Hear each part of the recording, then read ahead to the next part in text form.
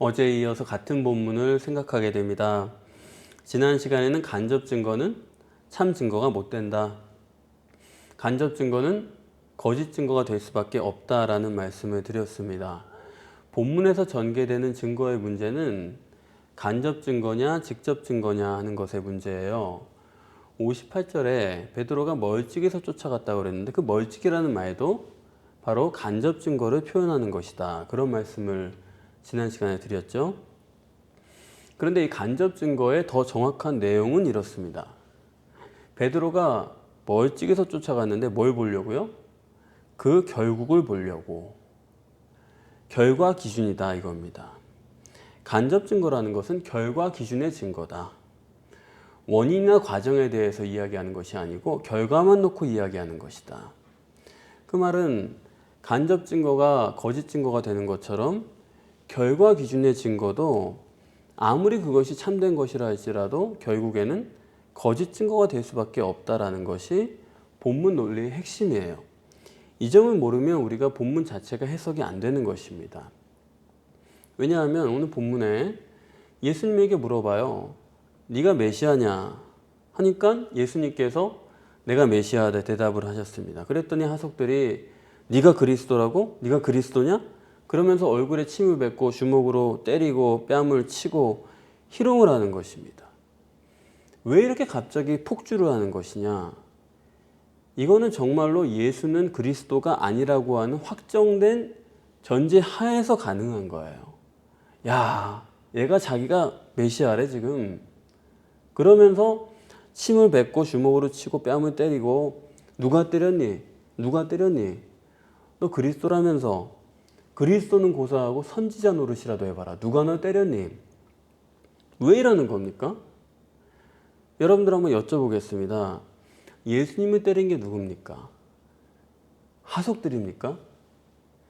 이것을 원인으로 생각을 해봐야 되는데 마가복음이나 누가복음에서는 예수님을 때릴 때 예수님의 얼굴을 가리고 때렸습니다. 그리고 나서 누구냐고 질문을 했어요. 그런데 본문에는 예수님의 얼굴을 가린 게 전혀 없죠. 그러면 예수를 때린 게 누군가? 하속들이 아닙니다. 하속들은 결과일 뿐이에요. 이건 가룟 유다입니다. 원인으로 보면 예수를 때리고 예수를 희롱하는 것은 가룟 유다 때문에 이렇게 된 거예요.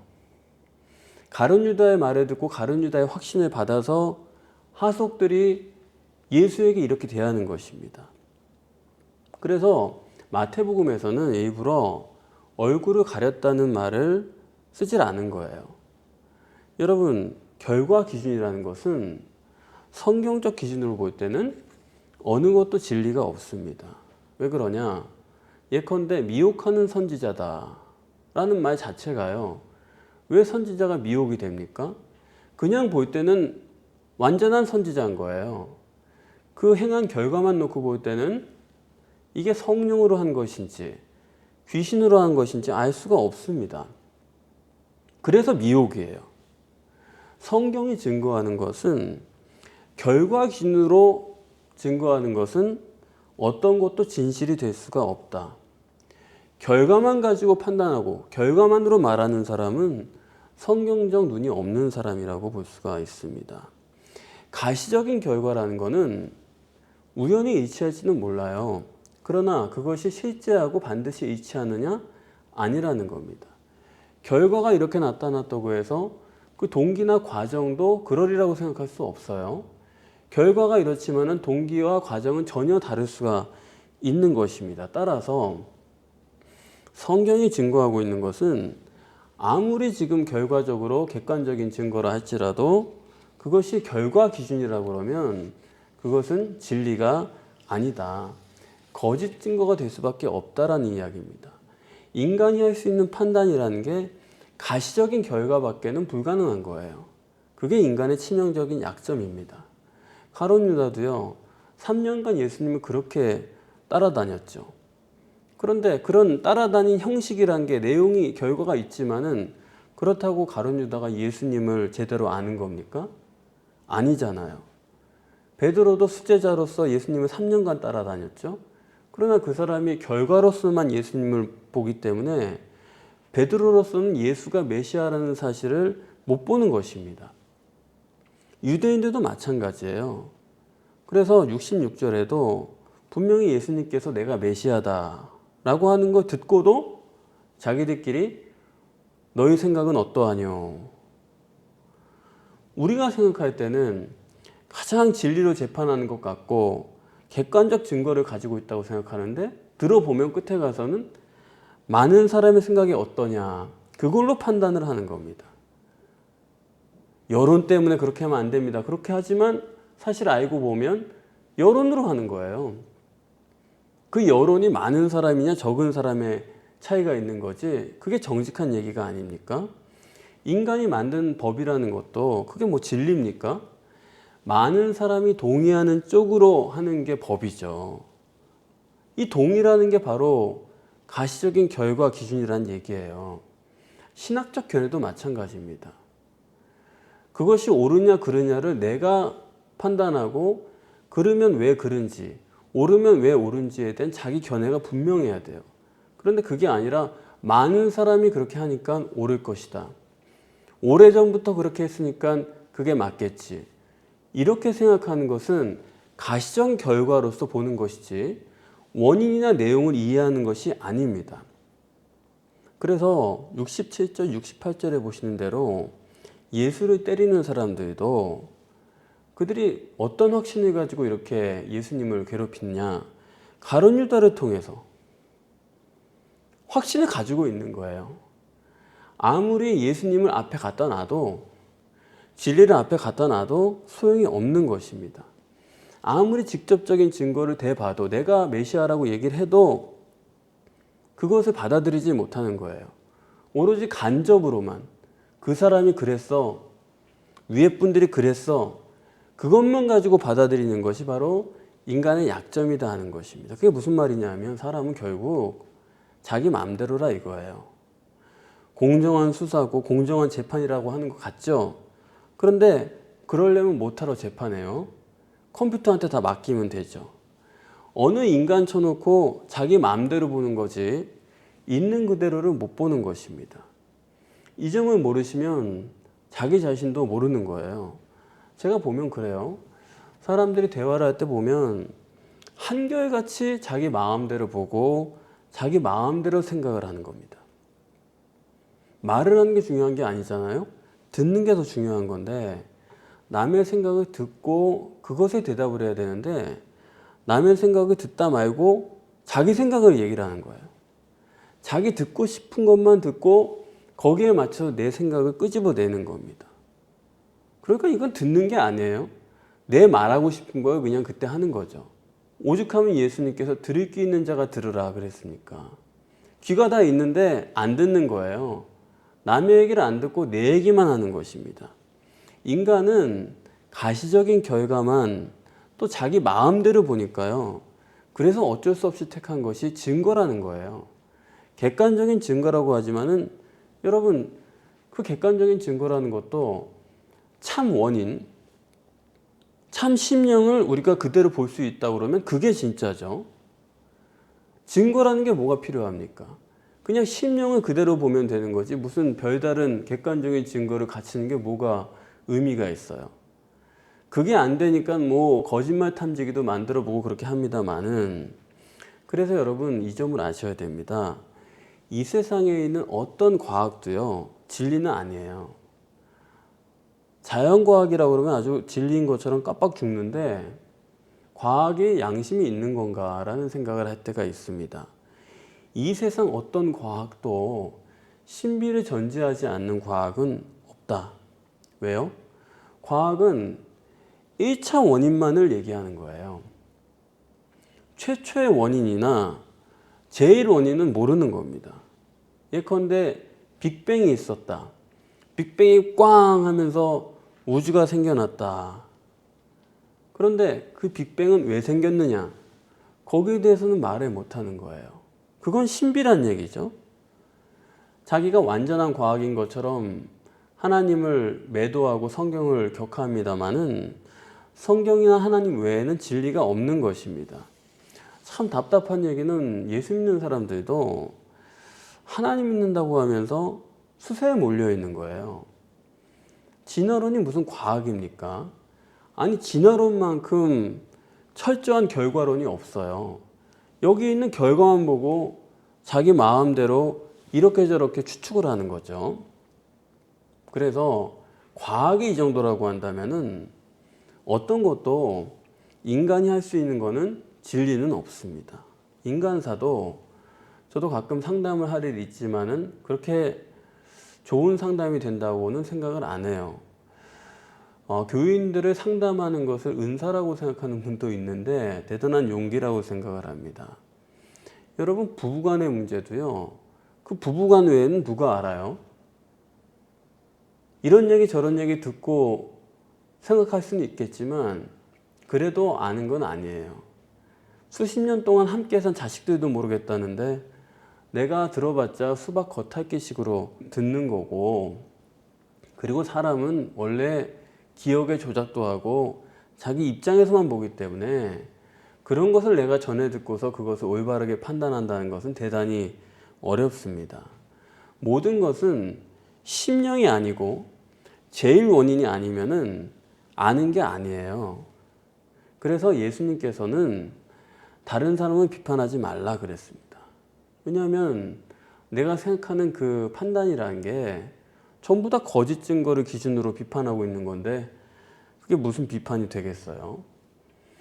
그래서 사도행전 1장 8절에서 오직 성령이 너희에게 임하시면 땅끝까지 이르러서 내 증인이 되리라고 하셨는데, 어떻게 하면 예수님을 증거하느냐? 많은 사람들이 예수님을 증거하라고 하니까 자기가 다 증거하는 걸로 착각을 하고 있어요. 예수님을 증거한다는 게요, 들어보면 전부 다 간접 증거입니다.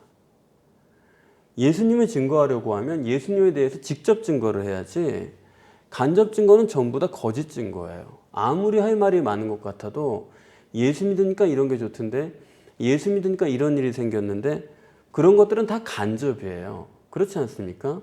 다시 말씀드리면 예수님의 심령을 볼 수 있고 예수님의 심령이 기준이 되고 예수님의 심령 자체를 여러분들이 증거할 수 있어야지, 그렇지 않는 한은 어떤 증거도 거짓 증거라고 성경이 말씀하는 것을 잊지 말아야 됩니다. 내 추측이에요. 내 짐작이지, 그리고 간접이지, 그것이 예수님에 대해서 밝히 증거하는 것은 아니다. 우리는 그저 눈에 보이는 것들을 증거하면 그것이 증거인 줄로 착각을 하는 거예요. 성령이 너희에게 임하시면 증거하게 되는 것이지 그냥 내가 증거할 수 있는 것은 아니다. 그것을 본문에서는 이렇게 말씀하는 것입니다. 지금 대제사장이 예수님께 살아계신 하나님의 이름으로 맹세해서 네가 그리스도인지를 밝혀라 하는 것이에요. 물론 이게 대제사장의 입을 통해서 나온 말이지만은 정말 이거는 맞는 말입니다. 육신을 입고 오신 성자 하나님, 혹은 그 어떤 삼위일체 하나님도 하나님의 이름으로 맹세해서, 그러니까 하나님의 직접적인 역사 없이는 절대로 하나님에 대해서 알 수도 볼 수도 증거할 수도 없는 것입니다. 그분이 직접 증거하시는 것만이 증거의 효력이 있고, 그렇지 않으면 그 어떤 것도 거짓 증거다, 간접 증거가 될 수밖에 없다라는 것입니다. 마태복음 16장 16절에서 베드로가 주는 그리스도시요 살아계신 하나님의 아들이십니다 고백을 했죠. 그럴 때 주님께서 어떻게 평가를 하셨습니까? 바요나 시몬아, 네가 복이 있도다. 이를 내게 알게 한 이는 혈육이 아니고 하나님이시다. 하나님의 역사하심으로 말미암아서 베드로가 육신 속에 있는 메시아, 하나님의 아들을 증거할 수 있었다라는 것이죠. 그가 자기가 이성적으로 판단하고 생각해서 그런 고백을 한 게 아니고 하나님의 역사로 말미암아서 그것을 말할 수 있었다. 하나님의 역사로 말하는 것만이 참 증거지. 베드로와 똑같은 고백을 한 사람이 있어요. 나다나엘 같은 사람. 결과는 같은 말을 했지만은 그것은 참 증거가 아니에요. 왜 그러냐? 결과 기준이기 때문에 그렇습니다. 예수님께서 그 사람에게 무화과 나무 아래서 네가 기도하는 것을 내가 보았다. 그렇게 하니까 그거 간접이죠. 그걸 듣고 나서 그런 거 보니까 예수님이 메시아가 맞습니다. 그거 간접이란 얘기예요. 본문이 정립하는 것은 뭐냐면 직접 역사하시는 증거만 참 증거지 어떠한 간접 증거도 거짓 증거가 될 수밖에 없다. 그겁니다. 오늘 본문이 예수님께서 유대교와의 논쟁을 종결짓는 장면이에요. 그동안도 예수님께서 공생애 동안에 유대인들과 네가 메시아가 맞느냐 긴가민가 하면서 그것을 계속 논쟁해 오셨거든요. 밝혀라. 아니냐 기냐 분명하게 하라는 것이죠. 그런데 이것에 대해서 예수님께서 오늘 본문을 통해서 마침표를 찍으십니다. 도대체 예수가 어떻게 메시아인 줄 아냐는 거죠. 네가 그리스도인 줄 어떻게 아냐는 거죠. 처녀 잉태했기 때문에 그리스도다? 그것도 간접입니다. 처녀에게 잉태했는지 그 누구 말에 들어가지고 그걸 믿을 수 있단 말입니까? 처녀 잉태했으니까 메시아일 거다. 그것도 간접 증거예요. 또 예수가 많은 표적을 행했으니까 메시아일 것이다. 그것도 간접입니다. 많은 기적을 가룟 유다도 봤는데 그렇다고 메시아를 믿을 수 있는 건 아니거든요. 혹은 3일 후에 부활했으니까 메시아일 거다. 난 그 메시아를 만났다. 그렇기 때문에 메시아를 믿습니다. 아니요. 도마도 그렇게 믿었어요. 그렇지만 그것도 간접 증거입니다. 여러분들 잊지 마세요. 오직 하나입니다. 중심을 알 수 있는 사람, 중심을 볼 수 있는 사람, 그 기준의 증거가 아니면은 메시아를 알 수 있는 게 아니에요. 그 심령을 들여다봐야지만 진짜지. 여러 가지 겉에 드러난 것을 보고서 종합해 볼 때 메시아다. 그것은 참 증거가 될 수가 없는 것입니다. 그래서 오늘 본문에 가룟 유다의 이름은 나오지 않아요. 그렇지만 원인으로 볼 때 이 하속들은 가룟 유다를 보여주는 것이고 오늘 본문에 베드로와 가룟 유다를 비교하는 것입니다. 가룟 유다와 베드로가 뭐가 다릅니까? 베드로는 겟세마네 동산에서 예수님이 체포되는 것을 보면서 이런 거 다 봤죠. 그러면서 자기가 그동안에 알고 있는 메시아는 거기서 끝난 거예요. 메시아라고 한다면 거기서 체포돼서 가면 되겠습니까? 거기서 무력하게 끌려간다 그러면 그건 메시아가 아니죠. 힘이 없는 거죠. 그러니까 자기가 알던 메시아의 꿈은 여기서 다 포기가 된 겁니다. 종결이 된 거예요. 그런데 베드로는 미련이 있어요. 의문이 생기는 거예요. 아니지, 내가 생각하는 게 다는 아니지. 그런 차이가 있는 거예요. 가룟 유다는요 아주 확신에 차 있는 겁니다. 베드로는 여전히 자기를 의심하는 거예요. 이 기독신앙에 있어서 이 점이 가장 중요해요. 자기를 의심할 줄 모르는 사람은 절대로 그리스도인이 될 수가 없습니다. 이게 마태복음에서 마지막으로 베드로를 통해서 우리에게 강조하고 계신 핵심입니다. 영적인 게 아니더라도요. 자기를 의심할 줄 모르는 사람은 절대로 발전할 수가 없지 않습니까? 자기를 의심할 줄 모르는 사람은 항상 자기 한계 내에 머물고 있는 사람이에요. 대단해 보입니까? 성공한 것 같습니까? 위대해 보여도 자기를 의심할 줄 모르는 사람은 결코 그리스도의 장성한 분량까지 잘할 수가 없습니다. 확신을 가지라고요? 그게 바로 문제예요. 지금까지 내가 알고 살아온 것으로 확신을 갖는 순간에 이것을 가지고 계속 돌리면 된다라고 생각을 하거든요. 절대 발전이 안 되는 거예요. 영적인 세계는 그런 게 아닌데 그리스도의 장성한 분량까지 갈 생각도 안 하는 겁니다. 성경은 확신을 가지라고 말하지 않아요. 자기를 의심하라고 말하는 거예요. 오히려 자기를 의심할 줄 모르는 사람은 성경에서 뭐라고 말합니까? 완악하다, 강팍하다, 교만하다 그렇게 말씀을 하는 것입니다. 가룟 유다는 추후의 의심도 없는 사람이에요. 자기 확신에 꽉 차 있기 때문에 예수님은 못 봐요. 진리를 못 보는 사람입니다. 가시적인 결과만 볼 줄 알기 때문에 아 역시 내가 생각한 대로야 팔려가는구나 끌려가는구나 힘이 없구나 메시아가 아니네 이렇게 확신에 가득 차 있기 때문에 그런데 그 확신이라는 게 뭡니까? 결국 다 겉으로 드러난 짐작일 뿐이죠. 예수는 살아났고 메시아로서 온 세계에 서게 되는 것입니다. 그러니까 가룟 유다는 확신에 차 있었는데 알고 보면 예수님의 겉모습만 본 거지 속사람은 못 본 거예요. 심령은 못 본 겁니다. 그렇기 때문에 우리에게 있어서 가장 중요한 것은 뭐예요? 오직 하나입니다. 자기를 의심하는 거예요. 자기를 의심하는 심령에 하나님께서 성령으로 오십니다. 성령으로 아니하고서는 직접 증거를 할 수가 없어요. 성령으로 아니하고서는 성경을 볼 수가 없습니다. 성령으로 아니하고서는 신앙에 이를 수가 없어요. 원인을 볼 수가 없어요. 심령을 증거할 수가 없습니다. 오직 성령으로 거듭나고 성령으로 역사하실 때만이 우리가 성경을 있는 그대로 볼 수 있고 진리를 알 수가 있고 예수님의 심령, 예수님의 본심, 그리고 사람의 심령, 그리고 이 세상에 돌아가는 원리에 대해서도 분명하게 보게 되는 것입니다.